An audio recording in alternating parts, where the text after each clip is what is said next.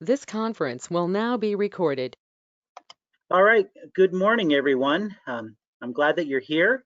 I'm glad to be here, and I want to share with you some good information regarding my Warren, in particular, talking about the advising worksheet today. Hey, Lisa, good to see you.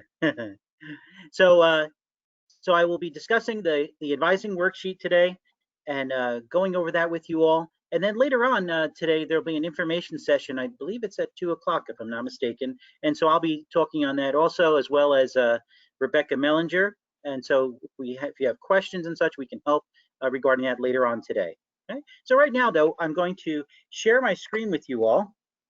And I'm going to go over a few things with you here regarding my Warren. Let's see. Okay, so I don't seem to be able to share my screen. So Tiffany, maybe I don't seem to be able to share it.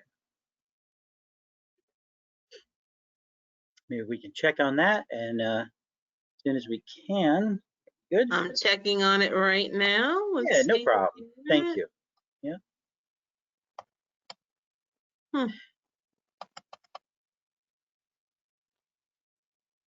Yeah, you need to make me the presenter. Let's see.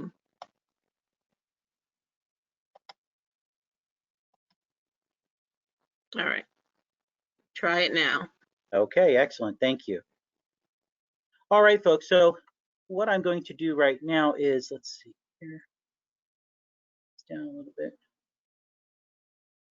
All right. So I want to first go to our homepage for the college. Okay. So let's look at the homepage for the school.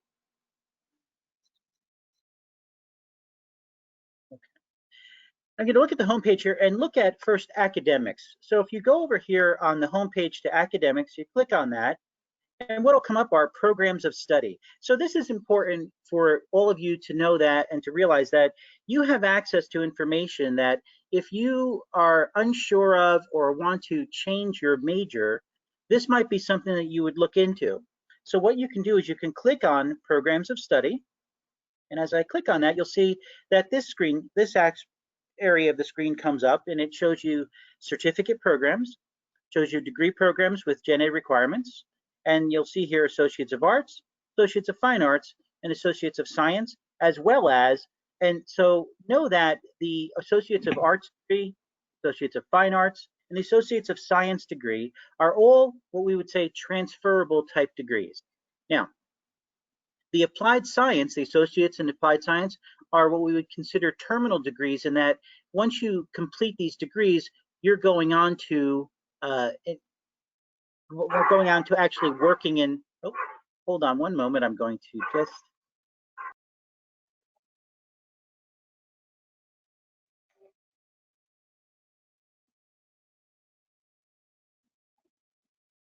The interesting thing about working from home is that we have pets and we can hear all kinds of noises, but that's all good. So the associates in applied science degrees are degrees that you would actually, once you've completed your degrees, you'd go on and actually go to look for a job out in the field.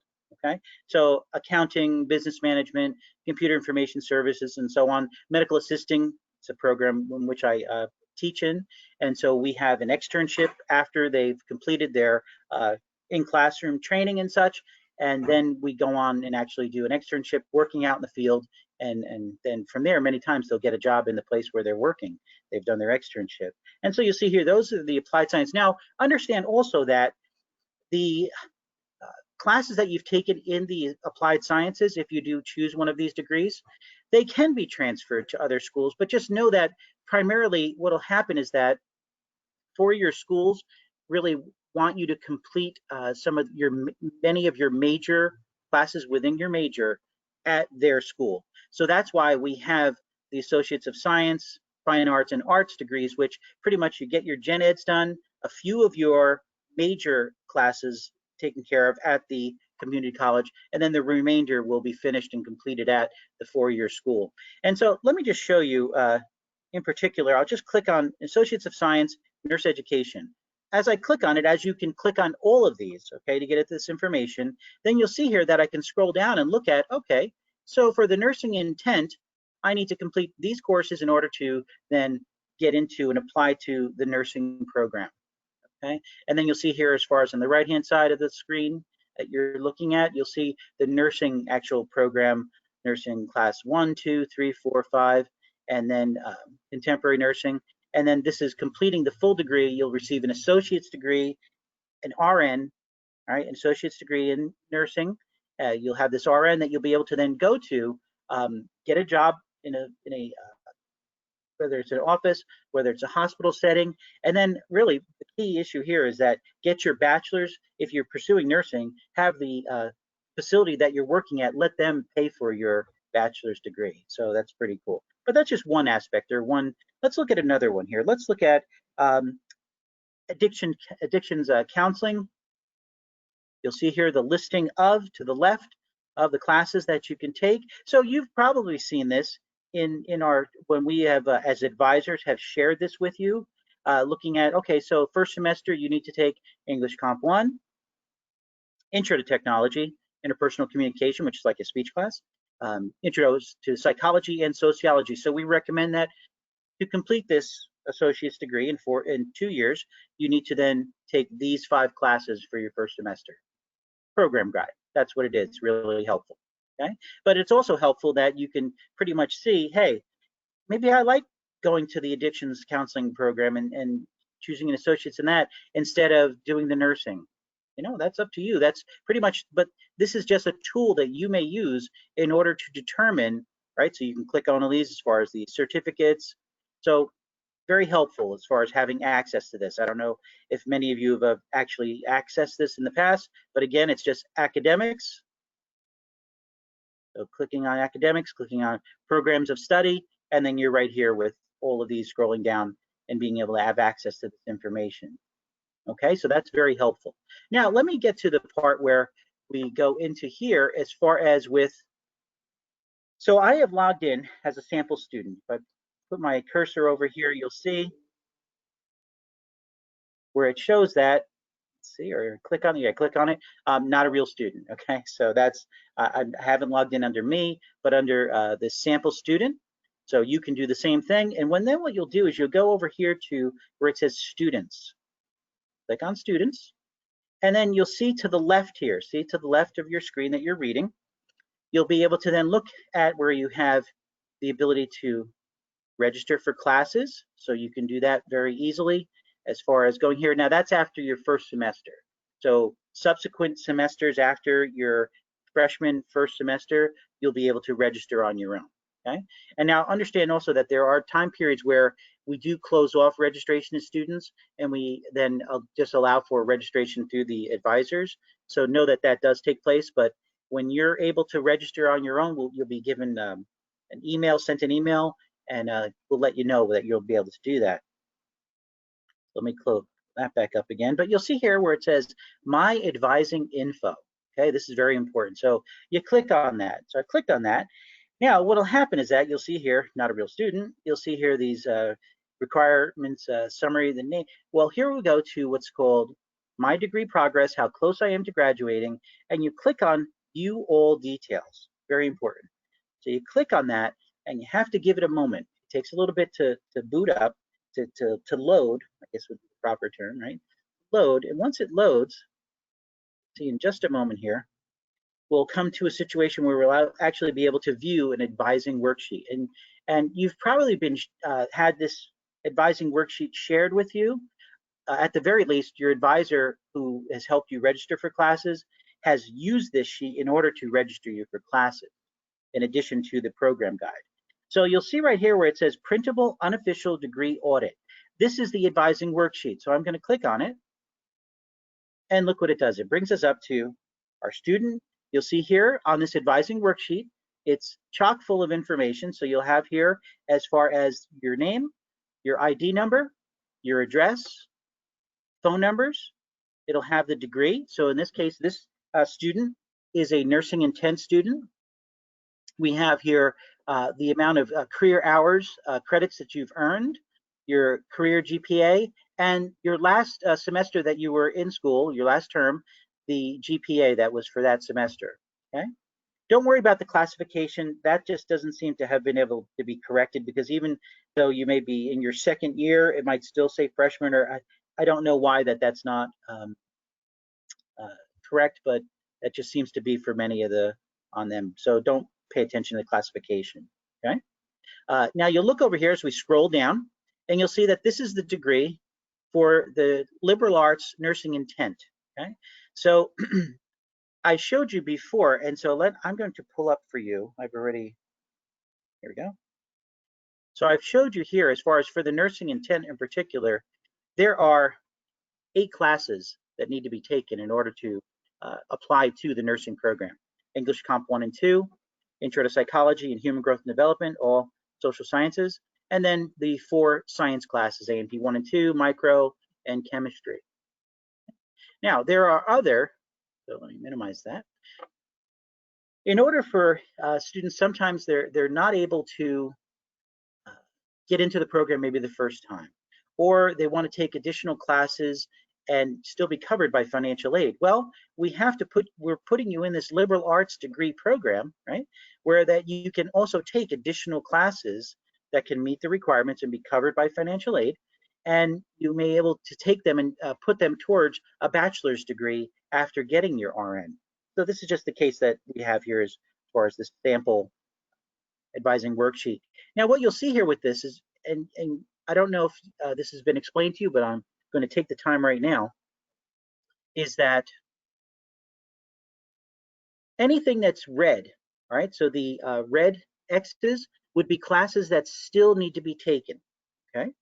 Now, here we have in progress transferred coursework. So anything in gold is either in progress as far as this transferred class. And so also in blue, it should show a transferred class that you've already received credits, you've already taken the class, you've transferred it over to us as far as via an official transcript, and we have processed it and put it towards your transcript. So that'll show up as a different color. But the actual in progress classes will show up as gold, okay? So if you're taking a class right now during the summer, as you are with the psychology class, if I were to print this out for you, it would be in gold as far as your psychology 101 class, right? Because there's no actual grade there. Now, once you've completed a class, right, it'll be green, right? There'll be green here, not gold, not red, and it'll show your grade over here to the right. Okay, so it'll actually show the grade that you earned for that class. So as we go down here, what you'll see is that, so for this degree, macroeconomics, English Comp 1 and 2 are mandatory, right? So they're mandatory, so there's no choice here as far as taking them. But then we come to the communications option. This communications option, you really have the choice of taking the COM 105, which is an interpersonal communications class, or the COM 143, which is a speech class. Also, next one, so you can pick, so it says select one, so you can choose either the interpersonal communications or the speech class. Either one, it's up to you, and whatever's going to fit within your schedule and your desire to want to take the class. So choosing one. As far as the history option is concerned, you have four choices, but you need to pick 2 out of those 4, right? Select 2 history courses from, right? So 101, 102, the Western Civ, or 113, 114, the American History 1 and 2. And so on. So you'll see there, this is not a difficult thing to follow. It's really helpful because for you to be able to print this out and look at it and say, hey, come spring, I need to take, these courses are left in my degree in order to fulfill my degree. Know that we as advisors and in the student services department, as far as determining whether you're able to graduate, if you're ready to graduate, we look at this, we print this out, and we go over this and go step by step and see, hey, did you fulfill all the requirements of your degree? And so this sheet is extremely valuable to ourselves in student services, as well as to you being able to determine what you need to take in your classes. Are there situations that come up where you might have transferred over a class and it's not the same exact class as we have within your program, but it could be substituted? Or say you have a major and you decide to change your major, and a class that you've taken doesn't exactly fit within this guide here, but we can, if as long as Vice President Jeremy Beeler reviews it and determines that it would be okay, we can substitute a class for something that may be on this list that fits within the same category. So know that there are ways that we can work with this, and sometimes people come with additional classes from other schools that we can try and work and see how we can fit them into your program for your degree. You'll see here as we go down that there are gen education humanities classes. You have to pick 3 out of these choices: a diversity 1, math elective 1, a science elective 1. You'll see here as far as math, science, tech elective, you can choose either a math, a biological or chemistry science, or a computer class. And then the liberal arts, because it's a liberal arts degree, there are 12 credits here. So, you know, this can be anywhere from art to the sciences to criminal justice, economics, right? So on. Your sociology, right? So you have psychology, politics. So you have many options. And then a free elective really is what it says it is. As far as a free elective is any class that you have taken that, you know, maybe you have taken something somewhere else and it didn't fit in your program, but we can use it as a free elective, we'll do that. Or say you just want to take, you're a science major, but you want to take a criminal justice class. Okay, it'll fit within the free elective there. Now understand, as far as the 200 level course requirement, before you are to graduate, everyone needs to at least take one 200 level course. Now, so like I teach anatomy and physiology, that's a 262 or 263. If you were to take one of those classes, that would fit in the 200 level requirement, as well as take the science or the math, science, tech elective space there, or liberal arts course that could take one of those 12 credits. It's not just, you're not just taking a specific 200 level course, but you're taking a 200 level course that can be met requirements of another area, not only just in that 200 level requirement. Okay, so that's one of the only ones that can take 2 spots, would be a 200 level course. Okay, you'll see here, so the course code, the code key, as I mentioned before, when you see the green check, that means the requirement is met. The X, the red X, it's not been met, you need to take that. Course in progress, again, is the gold. And this is something I didn't mention. You see the R there, that's for a repeated course. Now, there are times when, oh, and blue, you'll see here blue, I mentioned that before, for transfer work. So you see the TR as well as the blue color. That means that those classes have been transferred over. Okay. Now, you'll see here as far as non-applied coursework, are there times when you are taking you have a certain degree and you decide to change a certain major and you decide to change your major? Well, there might be some classes that do not fit within this program for your new major, and so that they would be placed in this area called non-applied coursework. So you might see courses there.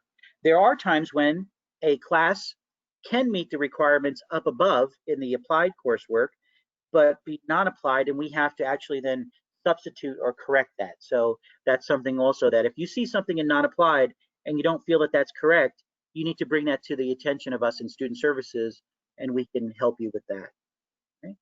And lastly, you'll see here, as far as this gives you information regarding, so 60 credits are needed for this degree. Hours in progress so far, 3 hours, a 3-credit class.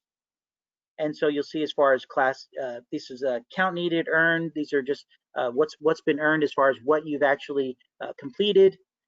As far as GPA is concerned, you'll see here GPA needed and what's been earned. Okay, so that's pretty straightforward and not too difficult. And you'll see here again, just giving you the code key. So that's just an example of what this advising worksheet is. And so now I'm going to show everyone. Okay. And I'm going to change my view of the screen here, I believe. Let's try to work this a little. Are there anybody that has any questions at all regarding?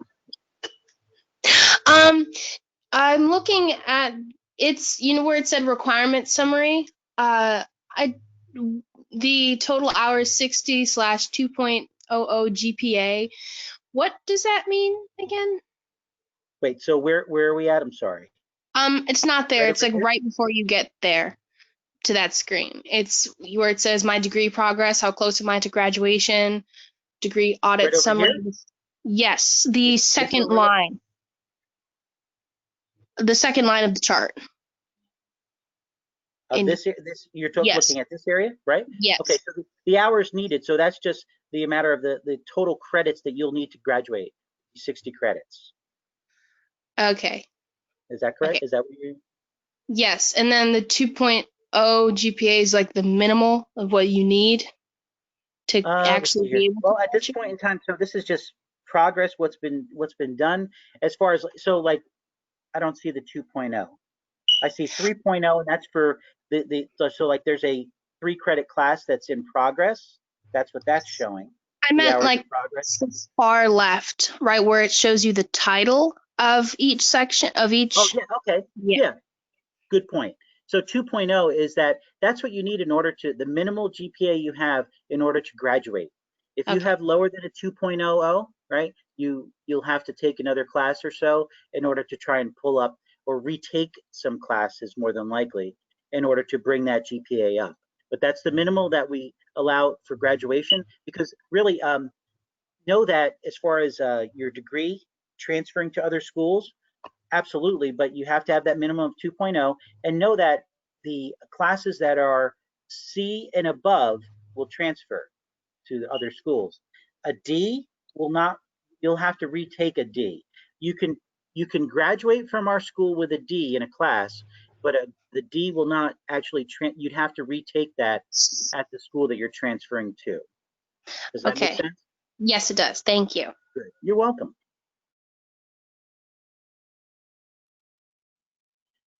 Is there anybody else that has a question? I have a quick Or anybody question. else? Go ahead, go for it. Yeah, I took the UAS 101 class last fall, but it doesn't show up on my advising worksheet, but it shows up on my transcripts. So I'm confused by Okay. that. All right, so we can check into that. So if you send an email to J Beeler, so JBEELER at warren.edu, right? He's our the department head, and he can look into that. He has direct access to that as far as making changes that need to be made. All right, thank you. Yeah, you're welcome. Anyone else have any questions? Yes, Tiffany. So Tony, I know you talked about the degree programs requiring 60 credits. Yes. Can you talk a little bit about how students can complete their 2 years and end up with 59 credits, 1 credit short? And what does that mean? Yeah, so that might mean that there was there like, so I know that we have like our CSC 102, which is a 2 credit class. So that Correct. could be an issue. So we'd have to take something else in order to make sure that we are at the 60 credit mark. Right, you can have a 4.0 and 59 credits and still you can't graduate and without 60. You must have 60 credits. Yeah, and yes, that's the law. That's just what's required, and so that's what we follow. So yeah, so we would hope that really, as far as coming, that this is the importance of coming to an advisor also.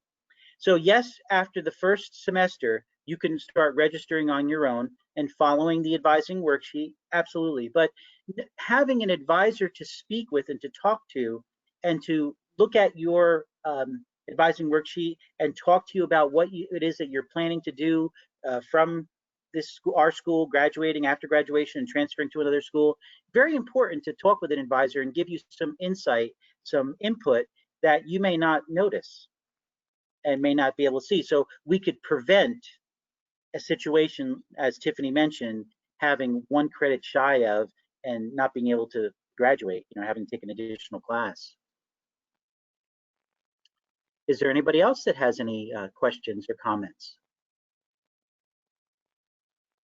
Yes, I have a class that I took in another college for the transcript. They're asking me if I should pick it up or I should send it to the college. Do you guys accept it if it's given the the transcript, or does the college have to send it to you? You know, it's okay. I mean, I would tell you that you should have it sent to us, right? Because it's an official transcript. It cannot be opened by anybody but us in student services to be considered official, all right? So it can be sent to you, but you should not open it. You know, you should then just put it in an envelope and send it to us, okay? Once it's been opened, it's not considered official. Sorry, but that's just how that goes, because it can be altered in some way. Not that you would do that, not that most people would not do that, but that can Yeah, I be. understand. Yeah, so I would say send it to us in student services. Okay? Yeah, I was asking because they were asking me for the delivery options, and they were saying like check with your college to make sure that they would accept it if you sent it in, or do we have to send it in? And I didn't know what to tell them. Yeah, so they can send it, they can mail it to us and we'll receive it in our department, no problem. Okay, Okay? perfect. Thank you. Oh, you're Dina, welcome. Dina, do they charge you for the transcript? You're getting it from Essex? Yes, They yes, do. Okay. they're charging. Yeah. Okay. Yeah, see I was that's gonna say, interesting that most schools charge. Our school does not charge to send our transcripts to other schools for you. So, you know, that's another thing that we try to do to help you all because we want to facilitate your ability to go to another school, to transfer to another school. So, you know, that's one thing that we do for you. Lisa, you had a question or a comment? Just a quick comment. Hi, everybody. Sure. As you can see behind me, I'm actually in the school. I'm in the library. Ooh, creepy. Very empty. I was just going to say that from the webpage, that program of study page is going to be changing how it looks in the near future. But Okay. it's going to have the same information there. You're going to be able to find the same information there. It's just we're working on a project just to update and make sure everything is up to date and current. So it's just going to change Good. how it looks slightly, but all the same information will be there. So I just wanted to give you guys a heads up that if you go look at it in a couple of weeks, it might look different. Great. Thank you, Lisa. That's awesome. Yeah, that's good. and Tony, I'd just like to make a suggestion for all the students. Each of you should maintain your own file at home. Yes. You know, I'm old school. I have, a file folder that I keep in my file drawer. And every semester, you should have your program sheet if you have to print out a new program sheet. But as you take your classes, clearly, the easiest pathway to complete your degree on time is to pass all your classes with at least a C or better. Like Dr. Perrone said, D's don't transfer. You'll hear students jokingly say D's do get degrees because yes, you can have a few of them as long as you have a minimum of a 2.0. However, the higher your GPA, it just opens up so many more doors for you. If you get a 3.5 in your first semester and you've earned 12 credits, you will receive an invitation to join the International Honor Society, Phi Theta Kappa. And with that comes a lot of opportunities for future scholarships when you transfer. It's a very nice recognition to have on your transcript. And some transfer colleges, just by virtue of having the Phi Theta Kappa designation, and some will require a minimum GPA, will automatically give you transfer money. I believe Centenary was at about $3,000. Rutgers, I think they have a GPA requirement of maybe like a 3.6 cumulative GPA, and you get $8,000 transfer. So, you know, being on top of your credit progression is really important, not just so that when you get to the end, you ensure that you have 60 credits, but you just want to make sure that you're making the right amount of progress. While this summer program's mandatory, moving forward, it's not mandatory. But if you take, say, next spring semester, you only take 12 credits, and you know you need 15 credits a semester in order to graduate in 2 years on time. Next spring, probably around March, somewhere in March, which feels like a long way away, right? It's not, to be honest. You know, by the time Christmas comes, next thing you know, it's March. I'll be putting out a funding request form, and then you would let me know if you want to take a summer class that EOF would cover for you as a second summer student. It wouldn't be structured like the summer program. You would just take your class, and the EOF program would pay for it on your behalf, with the understanding that you're going to do your best and you're going to try to pass the class. Okay, but that's how you get back on track. And I know during the orientation, I talked about our on-track model. So as you're moving through your degree program, we'll be talking about your credit progression. Are you on track? Are you not on track?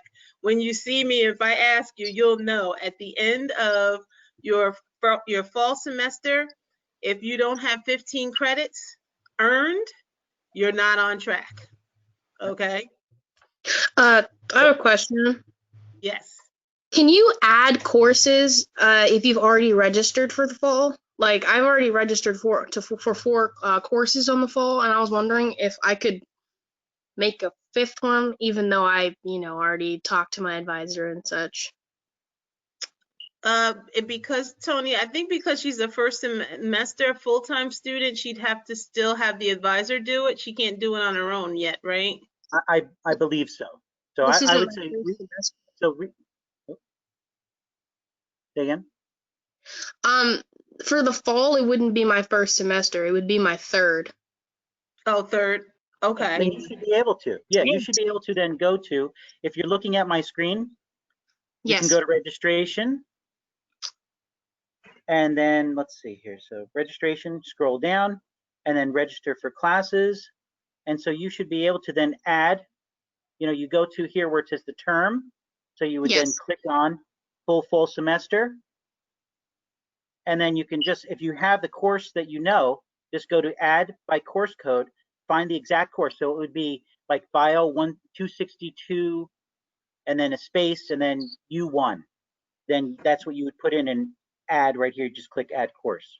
Okay? Okay. Thank you. Yeah, you're welcome. Sure. Big ballin' over here, guys. So So I would Go ahead, say Tony. that just like yesterday, when I mentioned in the PowerPoint how you are the one who controls your destiny with all that's going on around you, right? So you are the one that's controlling what's happening with your career. So speaking with advisors, really helpful. Making sure that you know what's going on with your coursework as far as printing out each semester your advising worksheet, knowing where you're at, knowing what you need. It's really important because you don't want to come to the end of your career here and see that, oh, I need one more class, and so I'm going to have to take a class during the summer once I'm done with classes in the spring, so to speak. And that's okay if you need that, that's fine. But if you thought that you were not going to have to take a class, and then you come to it and you're like, oh man, I have to take it. We don't want you to be surprised. We want you to be prepared and know that, hey, if you need to, no problem.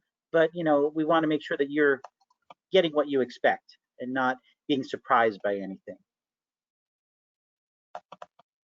Any other questions at all? Comments?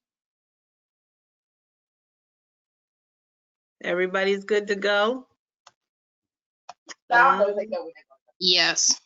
but yeah, I was like, oh my God. Then after Somebody's not on mute.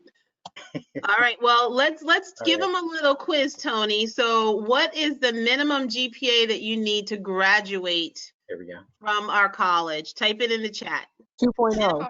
Yeah. I wanted to say it. What? Come on. Oh, well, if somebody said it, go ahead. 2.0. I got it. Yeah. 2.0. That is correct. If you have a 1.99999, it could go forever. You will not be eligible for graduation. There's no rounding up when they determine what your cumulative GPA is. Okay? So to qualify for eligibility for Phi Theta Kappa, how many credits do you need to earn in order to be eligible for Phi Theta Kappa? 3.5. That's a cumulative GPA. So that's correct for the GPA, but how many credits do you have to have already earned? 12. 12 is correct. 12 is correct. And then you will receive an invitation from Jean Bosco, who is the advisor for that organization. All right. Oh, important dates that you need to know. So when the fall semester begins, the first important date that you need to know is the add drop window. And Tony, I don't think you talked about the add drop window. Okay, yeah, indeed. So I just showed it actually. Okay. So yeah, so let's see here as far as, so register for classes, and you see here that add drop. So you can add and drop classes, right? But here's the thing, as far as knowing when that period would be. So I'm going to go back to our homepage, and I'm going to scroll down, and I'm going to go to where it says academic calendar. I'm going to click on that, and you'll see here, this is very important as far as, so for the fall.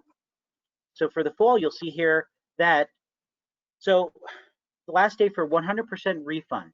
So if something happened and, something, and you couldn't do school for a semester, the last day to get 100% refund and not be charged would be September 4th. Classes begin on the 8th. The last day to add classes, okay, would be September 14th. So you have, so last day to add, and now there's a little bit of there's a little bit of some slack with that, depending upon if a class is only met once, but pretty much in student services, we can help you with that. But this pretty much, September 14th, that's what you should keep in mind as far as you have until then to add classes, okay? So the add drop period really is a short period, okay? You'll see in spring, same thing as far as last day to add classes, last day for 80% refund. See here, so it starts in January 20th for the spring, January 26th, last day to add classes, okay? And so this is really important as far as knowing what the academic calendar has here. What's also important would be, so then what'll happen is that when it gets to a period after the drop period, you cannot just drop a class, you would have to, and which would not show up on your transcript. Understand that. A withdrawal does show up on your transcript. Now, so the last day for, in the fall, for a W would be November 13th. Now, after November 13th, then you'll have what's called a WP or a WF. WP is withdrawal with passing. That does not adversely affect your GPA. A WF does affect your GPA. That counts as an F.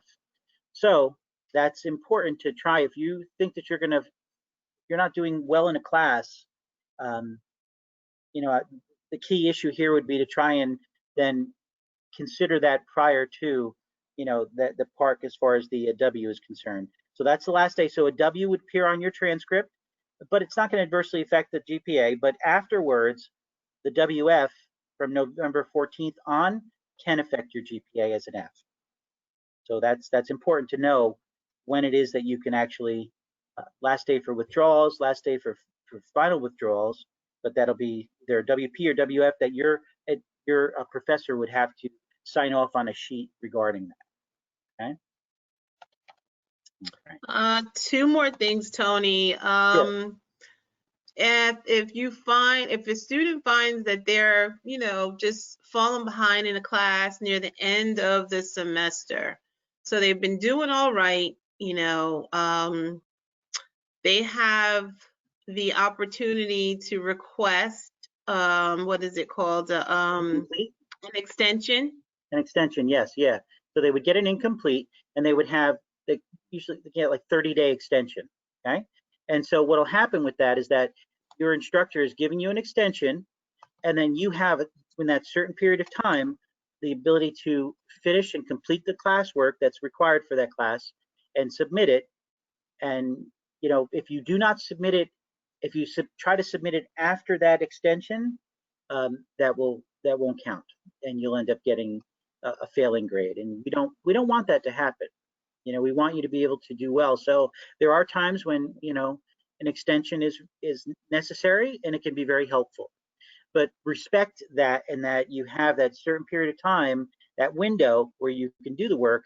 Afterwards, that can be an issue and a problem, and will adversely affect your. Is that extension going to show in our transcripts? No, I don't believe. No, it won't, because what's going to happen is that once you've submitted the work, then you're going to receive the grade that you earned, whatever that may be, according to the work that you submitted. Okay, thank you. Yeah, you're welcome. Sure. Anyone else? Yep, the last thing I'll just add, later when the 2 o'clock session starts, Jackie's going to talk a little bit about earning your financial aid. Good, yes. And so we talked about, you know, kind of what withdrawals will do if you fail a class.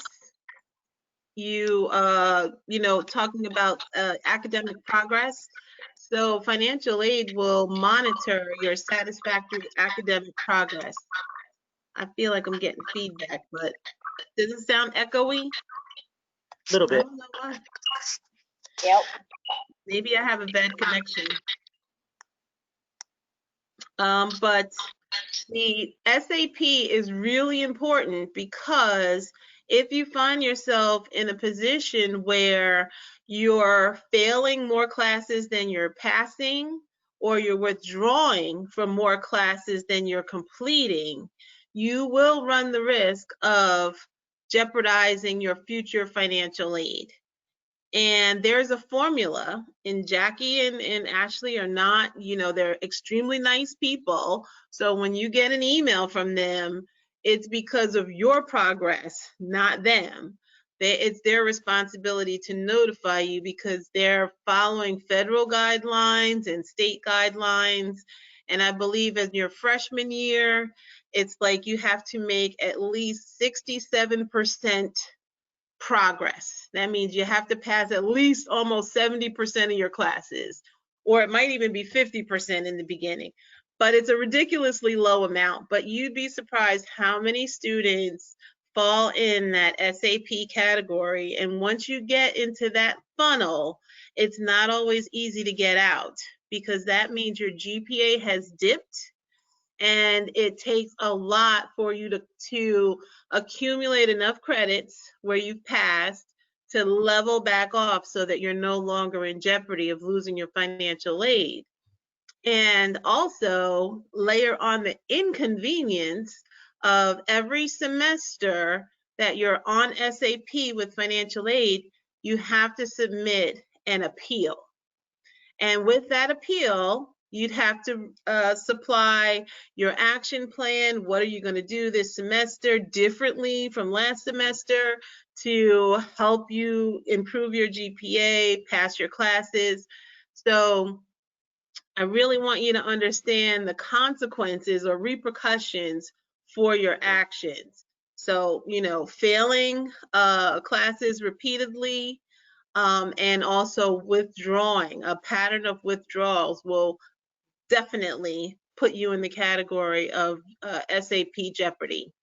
And so again, that's another really good reason to make sure you stay on top of meeting with your academic advisor, coming to talk to one of the faculty mentors or myself, so that way you're making the appropriate decisions when you're trying to decide, do I need to withdraw? Because, you know, can I pass this class? Do I have too many credits? You know, now I'm working, my workload and my studies are out of balance and I'm stressed out. You know, what are my options? And so you always want to make the most informed decision when you're talking about your options. So you have to have those conversations. Yeah, so true, Tiffany. I'll tell you that really important that prioritizing your life. Excuse me. Making sure that you realize the importance of your education and the time and effort, the money that's being spent, the effort that you need to put into it, and realize that if you feel like you're studying enough, you more than likely are not. I have to tell you that. truly, we all feel, oh, I got it. And then, you come to the first test and you're like, yikes.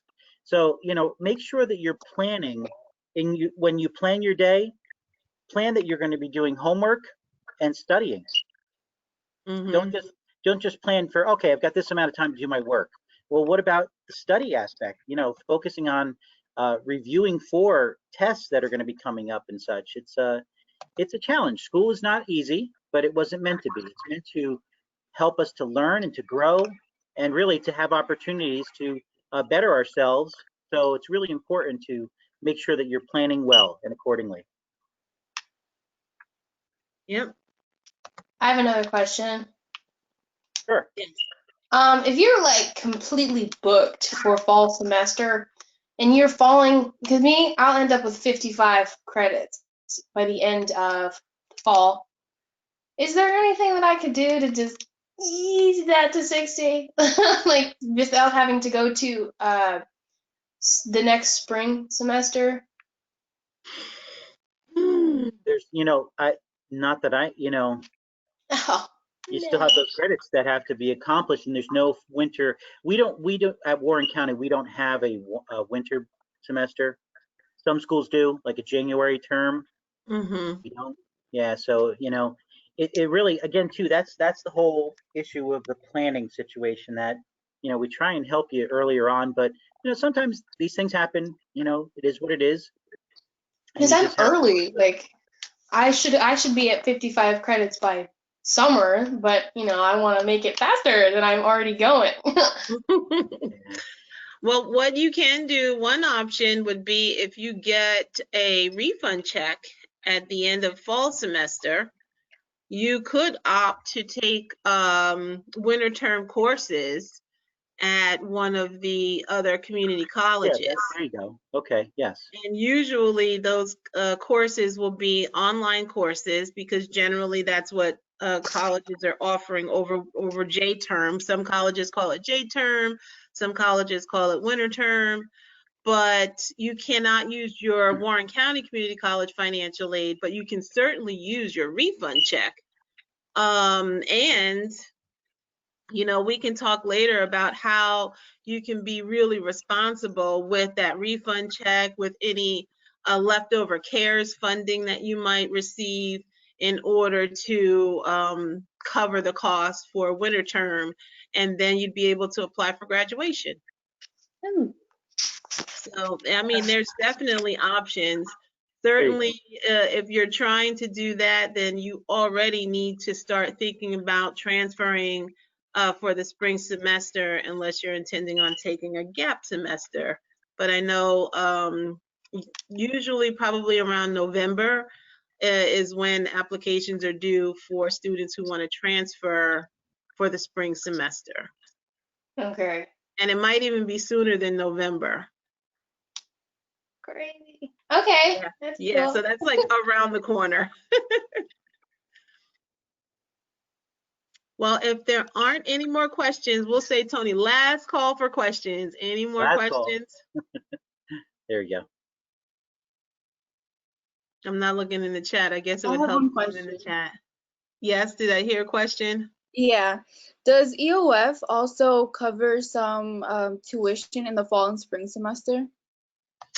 So EOF doesn't cover tuition in the fall or the spring.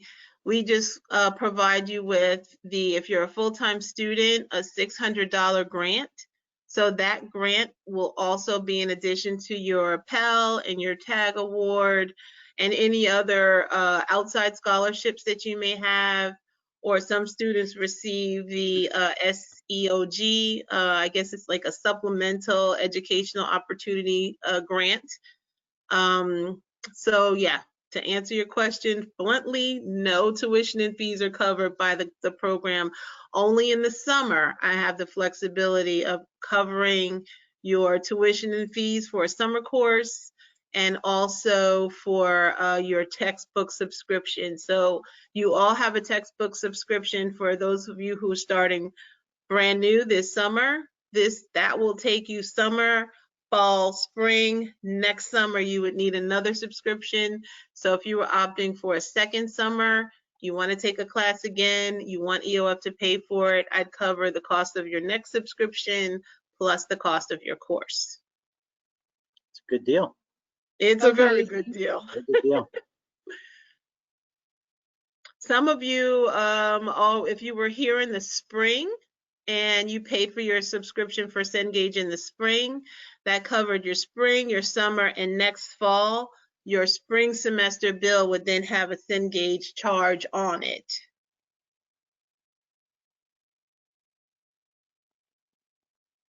Okay. Well, if I there are have a no question. more questions. Oh, Lisa, did you have a question? No, I was just going to comment about the silence that happened after you said that. Oh, But Juliana does have a question. Is that what you just answered? I don't know. Are you looking in the chat? Yeah, I'll read it for you. So since EOF isn't covered for the rest of the school year, how do we know how much we need to pay then? Okay, so good question. And when you're on the call this afternoon for the information session, that's a great question for Jackie. I'll give you some insight though. You should be able to go to your Eagle account, and your Eagle account is found on the college homepage also. Let's see if I can share my screen.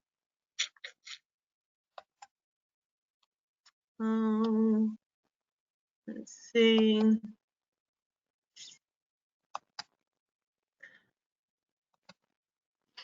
So on the college home screen, you see right here where it says Eagle. If you click that, you should be able to go in. Let me move this over and type in your student ID number and your password. If you forgot your password, you click forgot password and you can reset it. This is where you'll see if you have documents that you owe for financial aid, you'll see what your financial aid package is, how much money you're receiving. All of your information is housed right here in your Eagle file. And if you have questions about what you're seeing in there, you would need to contact Jackie or Ashley. I don't know, Tony, do you guys look at the Eagle side at all when you're We do not. advising? No, we do not. Sorry. Nope. All right. I mean, like if you have some more generic questions, I'm happy to take a look at the Eagle account with, with the student. But that's where you'll find all of your financial aid information. I can tell you, I don't know who asked that question, but I can tell you if you're an EOF student, it would be a rare occasion that you would owe money towards your tuition and fees at the end of the semester, because with your packaging, with EOF, with Pell, with TAG, you will have more than enough money. Likely everybody will have some form of a refund check at the end of every semester. So if you play your cards right, you could technically save that money. So when you transfer to your four-year school, maybe you've accumulated enough to cover the cost for at least a semester and a half, or a semester and 2 semesters worth of textbooks. It's definitely a good chunk of change that you'll receive.